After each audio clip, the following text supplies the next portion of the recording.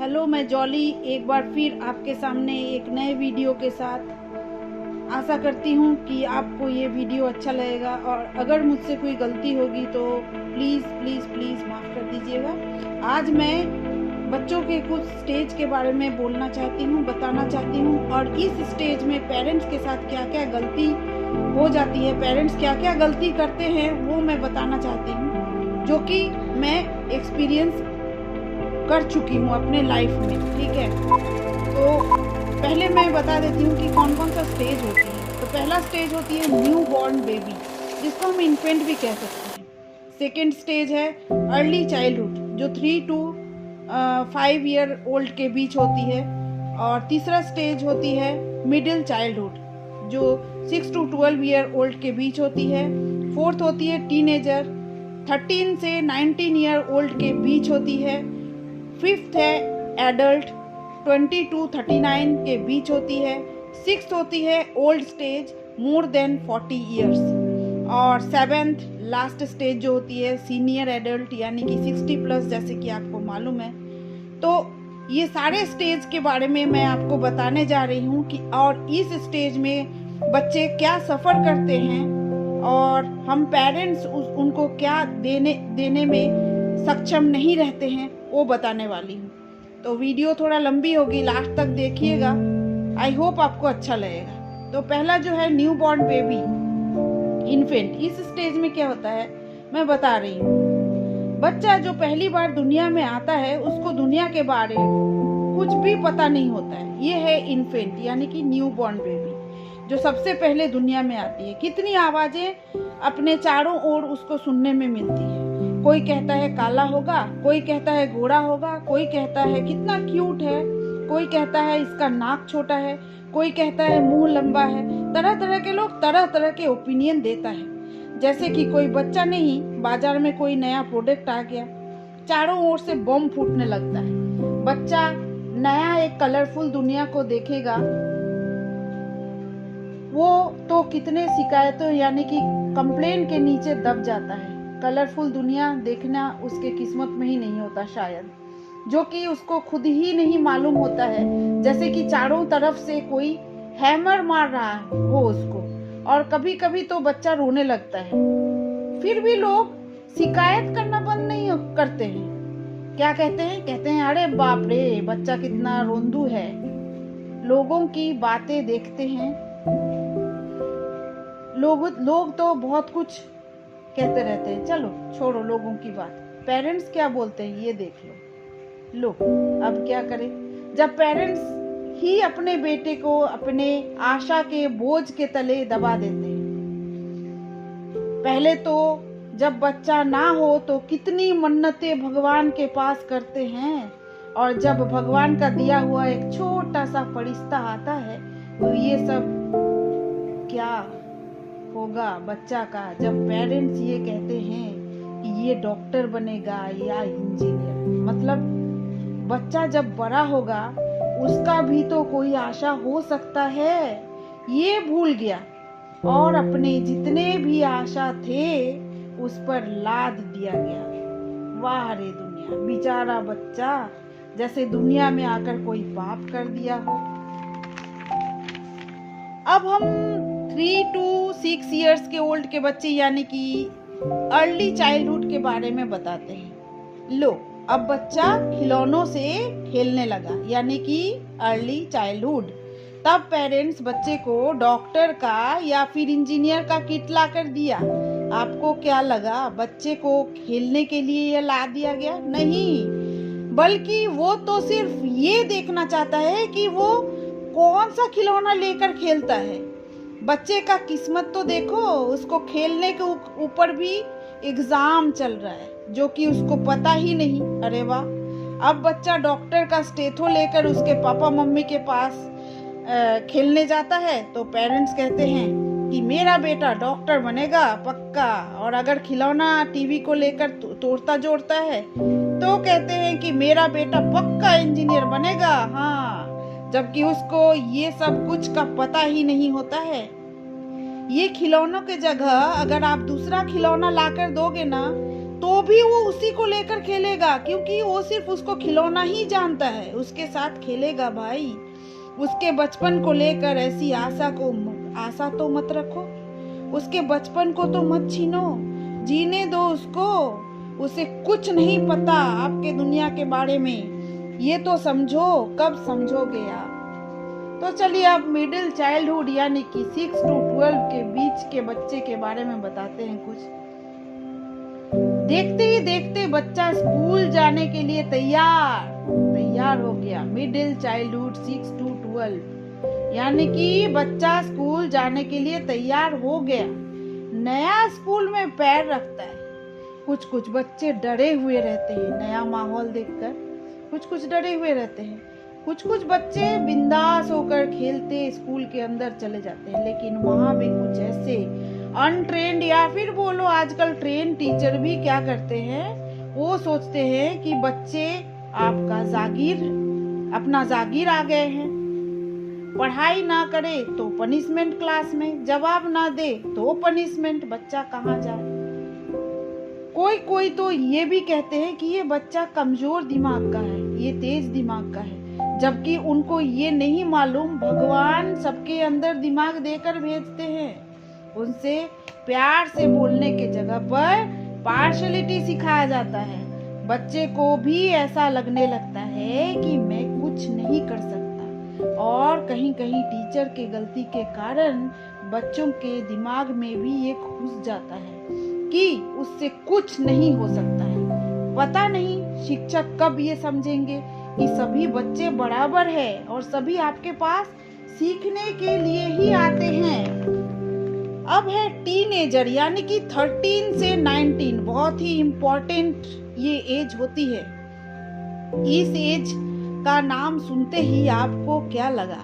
बच्चा बहुत बड़ा हो गया, यही ना? लेकिन नहीं, ये सच्चाई नहीं है। या फिर यूं बोलो कि मैं बहुत करीब से और बारीकी से इस उम्र के बच्चों को देखा है। अब आप कहोगे कि मैम आप भी तो कभी इस उम्र के थे, तो मैं कहूँगी हाँ बिल्कुल थी।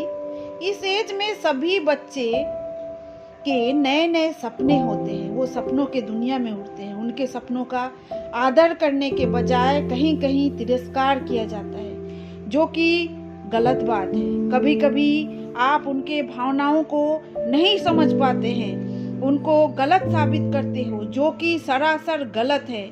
जब माँ बाप भी ऐसे करते हैं ना, तब माँ बाप का इज्जत भी गिर ही जाता है बच्चों के सामने। दूसरी बात, बच्चा को इसी समय अपने जिंदगी का डिसीजन लेने का टाइम होता है। बच्चे डिसीजन लेते हैं कि उसको क्या बनना है, क्या करना है।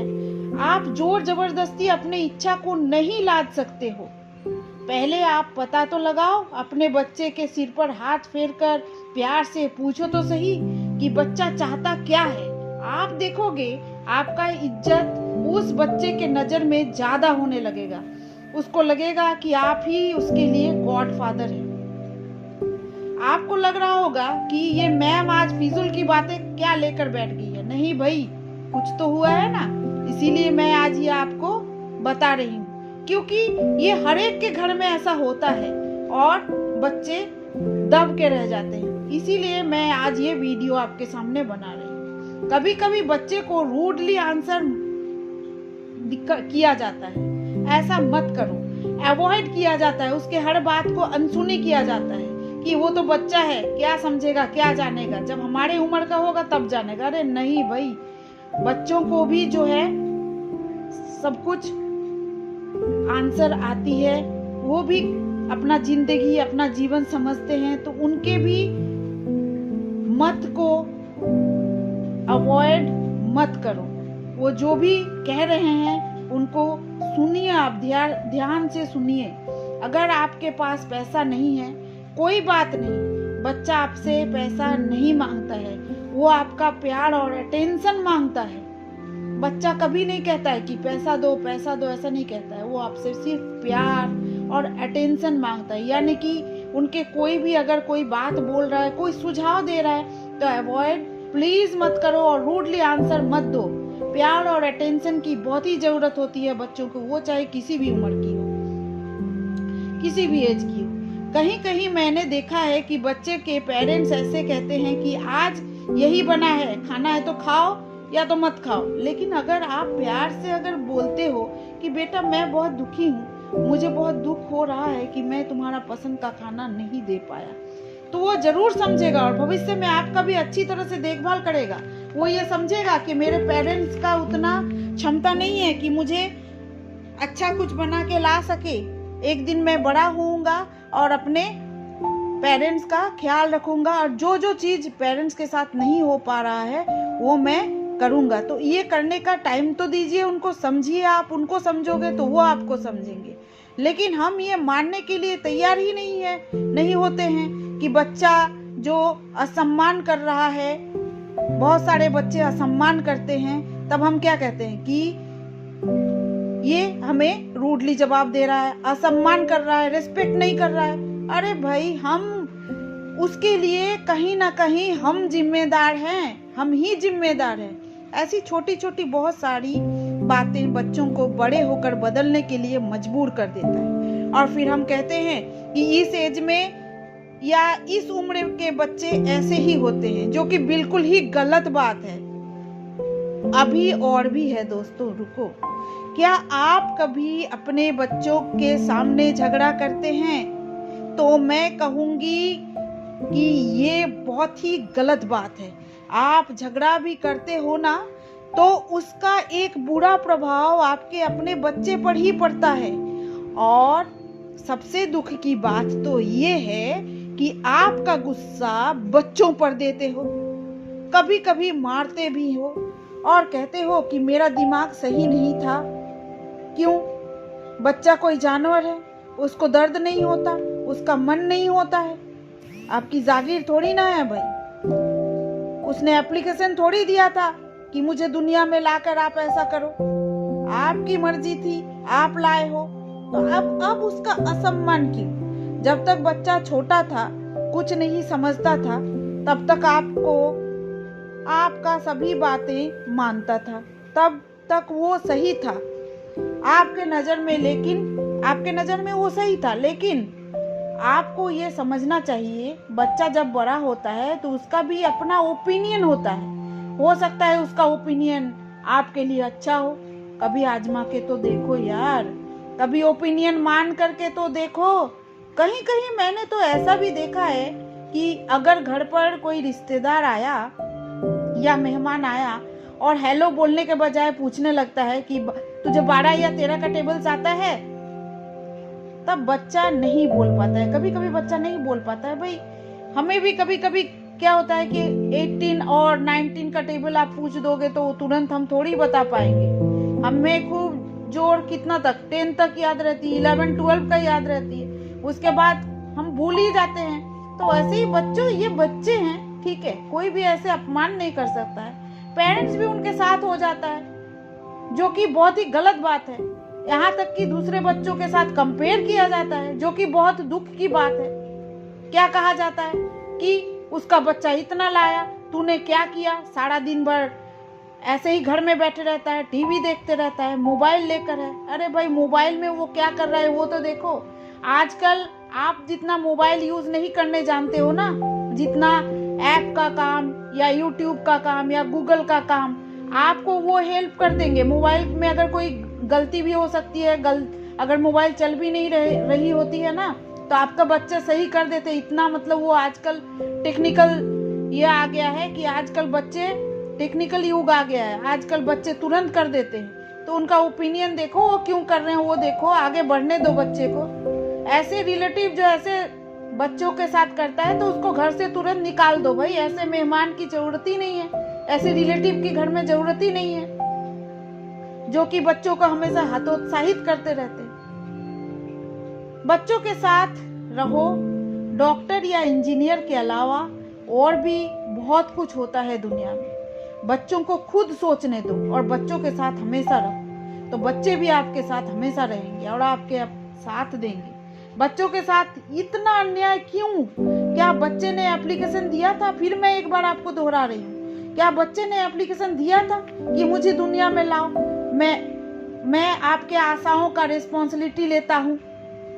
बच्चों को दुनिया में लाने की इच्छा आपकी ही थी, तो बच्चे की इच्छाओं को आदर करने की रिस्पॉन्सिबिलिटी भी आपकी ही है, होनी ही चाहिए।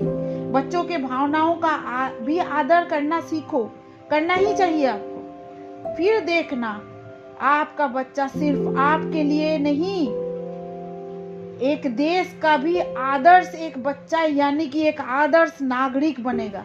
प्लीज देश के भविष्य को मत बिगाड़ो, उनके इमोशन के साथ मत खेलो। शायद आपको लगा होगा कि मैं क्या बकवास कर रही हूँ। अगर मेरी कोई बात से आपको दुख पहुंची होगी तो उसके लिए मैं सॉरी बोलती हूँ। अगर मुझसे कोई गलती हुई तो सॉरी।